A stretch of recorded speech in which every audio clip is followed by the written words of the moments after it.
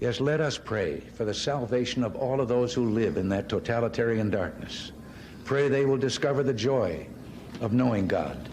But until they do, let us be aware that while they preach the supremacy of the state, declare its omnipotence over individual man, and predict its eventual domination of all peoples on the earth, they are the focus of evil in the modern world. So in your discussions of the nuclear freeze proposals, I urge you to beware the temptation of pride, the temptation of blithely declaring yourselves above it all and label both sides equally at fault, to ignore the facts of history and the aggressive impulses of an evil empire, to simply call the arms race a giant misunderstanding, and thereby remove yourself from the struggle between right and wrong and good and evil. My gosh, you could actually lift those words from Ronald Reagan's speech 40 years ago to today, where there are people in the Republican Party, Ronald Reagan's party, that are saying, oh, well, I'm cheering for Russia, or there's not really a difference between Russia and Ukraine, or, oh, the Ukrainians are corrupt, or why are we spending so much money trying to defend freedom against an invading Russian force? I can't believe how relevant that speech is today. That was then President Ronald Reagan speaking at the National Association of Evangelicals in Orlando, Florida. Back in 1983, it was the first time President Reagan used the term evil empire. Well, when people got upset when he called the Soviet Union the evil empire, despite the fact they had killed tens of millions of their own people. He was referring to the Soviet Union before it would become one of the more well-known phrases of the 20th century. Joining us now, author William Inboden. His new book is entitled The Peacemaker: Ronald Reagan, the Cold War, and the World on the Brink. And William, in your book, you in the introduction, actually, you write this: above all, Reagan sought to turn Soviet strengths into liabilities. He believed that the massive Red Army, Warsaw Pact vassals, Soviet support for the Third World communist movements, and the Kremlin's control of its own people all displayed the Soviet system's weakness rather than its power. Reagan pursued a comprehensive Cold War strategy that sought to rebuild America's strengths and pose them against the Soviet Union across virtually every dimension. An alliance system built on choice versus the coerced colonies of the Warsaw Pact, weapons systems that outmatch their Soviet counterparts, an open society against a closed one, self-government versus dictatorship, religious faith against atheism, prosperity versus penury, freedom over tyranny. And again, this is what Richard Haass and I were just talking about this morning. The headlines, William, coming out of Iran, out of China, out of Russia this morning, could not line up more with your words there describing Ronald Reagan's core belief that in the end, freedom wins, dictatorships lose.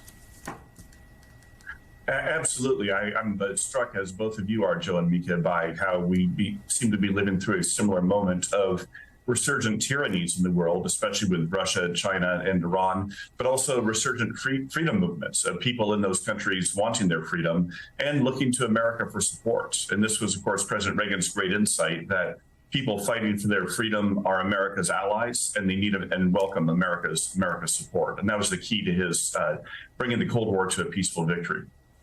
You know how interesting, he obviously caught a lot of grief for the use of the term evil empire.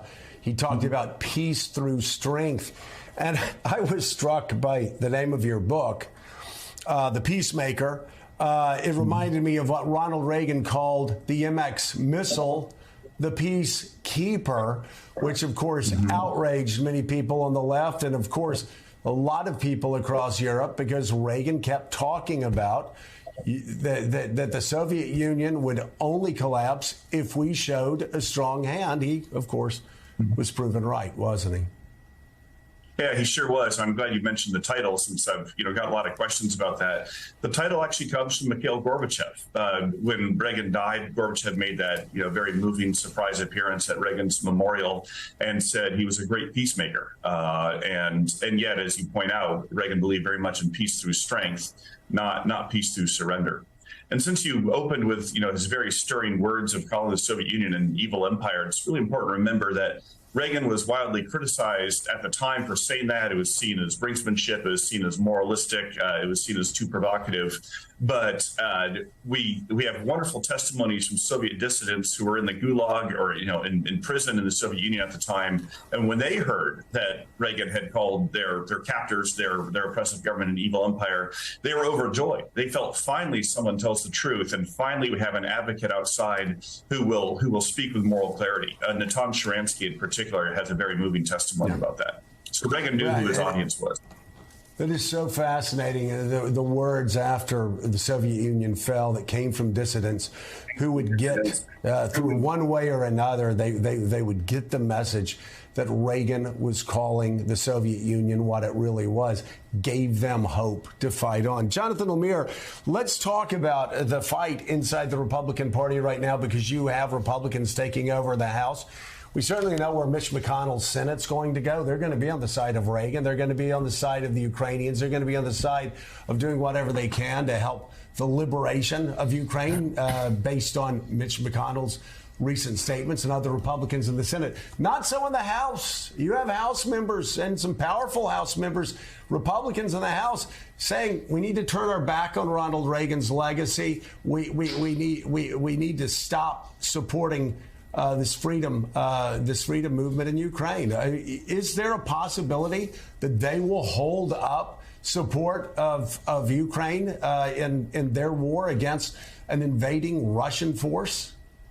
There is a possibility, but a little less than it was a few weeks ago when it looked like the Republicans might win the House by a larger measure. And we should back up for a moment and just note that McCarthy, of course, about a month back said that there wouldn't be a blank check necessarily for Ukraine going forward. And that set off a really strong response from the White House, yes, but also from a number of other Republicans, including McConnell, who said, whoa, we are going to keep doing this. This is important. We're going to keep sending Kyiv the weapons and money it needs.